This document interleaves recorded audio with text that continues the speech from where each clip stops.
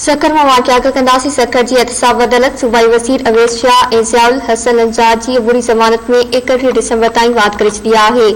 आमदनी खां वधीक सज़ा ठाहिण वारे केस में अदालत ॿिन्ही पीपी अख़बारनि जी ज़मानत मंज़ूर करे वरिती आहे। सूबाई वज़ीर अवैस शाह ऐं ज़ियाउल हसन अंजार जी अबूरी ज़मानत में 31 डिसंबर ताईं वाद कई वई आहे। आगाही पिया कि सखरमा सखर जी एहतसाब अदालत सूबाई वज़ीर अवैस शाह ऐं ज़ियाउल हसन अंजार जी अबूरी ज़मानत में 31 डिसंबर ताईं वाद करे छॾी आहे। आमदनी खां वधीक सज़ा ठाहिण वारे केस में अदालत ॿिन्ही पीपी अख़बारनि जी ज़मानत मंज़ूर करे वरिती आहे। सूबाई वज़ीर अवैस शाह ऐं ज़ियाउल हसन अंजार जी अबूरी ज़मानत में 31 डिसंबर ताईं वाद कई वई आहे।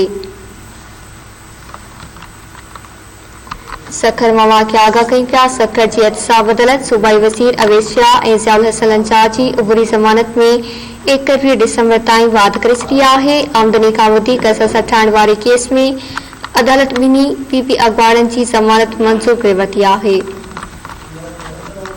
सूबाई वज़ीर अवैस शाह ज़ियाउल हसन अंजार जी अबूरी ज़मानत में 31 डिसंबर ताईं वाद कई वई आहे।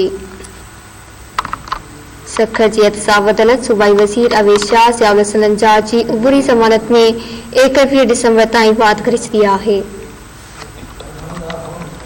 आमदनी खां वधीक सज़ा ठाहिण वारे केस में अदालत पीपी अख़बारनि जी ज़मानत मंज़ूर करे वरिती आहे। सूबाई वज़ीर अवैस शाह ज़ियाउल हसन अंजार जी अबूरी ज़मानत में 31 डिसंबर ताईं वाद कई वई आहे।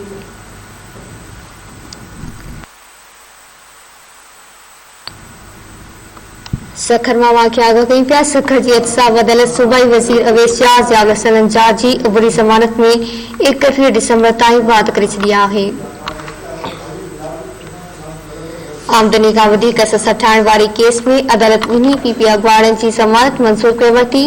सूबाई वज़ीर अवैस शाह ऐं ज़ियाउल हसन अंजार जी अबूरी ज़मानत में 31 डिसंबर ताईं वाद कई वई आहे। सखर मां वाक़िया आगाह कई पिया सखर जी एहतसाब अदालत सूबाई वज़ीर अवैस शाह ऐं ज़ियाउल हसन अंजार जी अबूरी ज़मानत में 31 डिसंबर ताईं वाद करे छॾी आहे।